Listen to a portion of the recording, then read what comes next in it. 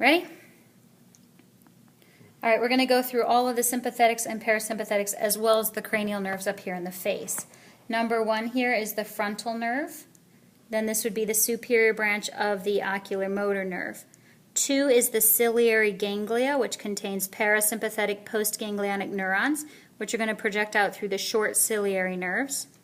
And then this would be the inferior branch of the ocular motor. This is the carotid artery with the carotid plexus on it. This is how the sympathetics get their way throughout the head. As we come down now, this is the maxillary branch of trigeminal, which is coming down into the pterygopalatine ganglia. Maxillary branch of trigeminal is then becoming the infraorbital nerve. The pterygopalatine ganglia is going to receive sympathetic fibers from the deep petrosal and parasympathetics from the greater petrosal, joining here to make the nerve of Vidian, or the nerve of the pterygoid canal. So this one above is the greater petrosal nerve carrying parasympathetic preganglionic fibers.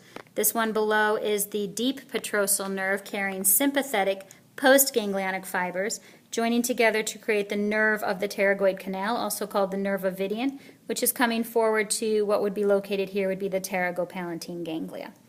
We drop down. Number 6 here is the otic ganglia, which is hiding behind the mandibular branch of trigeminal. So this is mandibular branch of trigeminal, which would be coming through the foramen ovale. This is the otic ganglia hiding behind it. Otic belongs to cranial nerve 9, glossopharyngeal. Number 7 here is the chordae tympani branch of the facial nerve, because this is the facial nerve exiting the stylomastoid foramen. This is the chordae tympani nerve coming through the ear canal to join up with the lingual nerve. This is the lingual branch of the mandibular branch of the trigeminal, which is going to have the submandibular ganglia hanging off of it. Submandibular ganglia contains parasympathetic postganglionic cell bodies, which are carried here from cranial nerve 7 through the chordae tympani nerve. Number 11 back here is the glossopharyngeal nerve, cranial nerve 9, coming behind the styloglossus muscle. Number 9 is the inferior vagal ganglia, which is on vagus, which is this nerve right here. Number 12 is the hypoglossal nerve, and this nerve heading back right there is the spinal accessory nerve. So this is cranial nerve 9, 10, and 11 coming out the jugular foramen, cranial nerve 12 coming out the hypoglossal canal. Vagus continues down. Vagus gives off the superior laryngeal nerve, which branches into the internal laryngeal nerve, which goes through the thyrohyoid membrane to innervate the sensory innervation to the larynx, and the external laryngeal nerve, which would come down to innervate the cricothyroid muscle. Vagus continues down, gives off the right recurrent laryngeal, which goes back up to innervate the rest of the laryngeal muscles. Then vagus is contributing to the carotid plexus and the esophageal plexus and the respiratory plexus. Vagus comes down the esophageal plexus to get through the diaphragm, and here's the rest of vagus here. The rest of the parasympathetics, note on this model that white is parasympathetic and mixed and yellow is sympathetic. As we come down here and we look at the very, very bottom here, this is S2 to S4 contributing to the pelvic splanchnic nerves, which are going to come out to innervate the distal GI tract, the urinary and reproductive organs.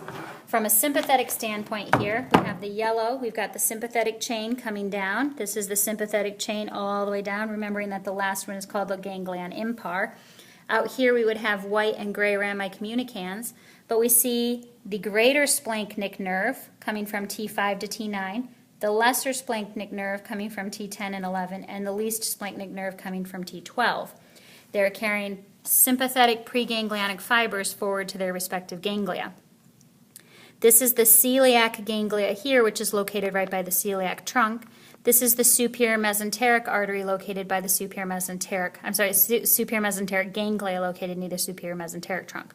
Right next door to the superior mesenteric is the aortico-renal ganglia, which is just above the renal artery. So we have the celiac ganglia, the superior mesenteric ganglia, the aortico-renal ganglia, the inferior mesenteric ganglia down into the hypogastric plexus. So those are your prevertebral ganglia: celiac, superior mesenteric, aortico-renal, inferior mesenteric, down into a mixed hypogastric plexus. That's it.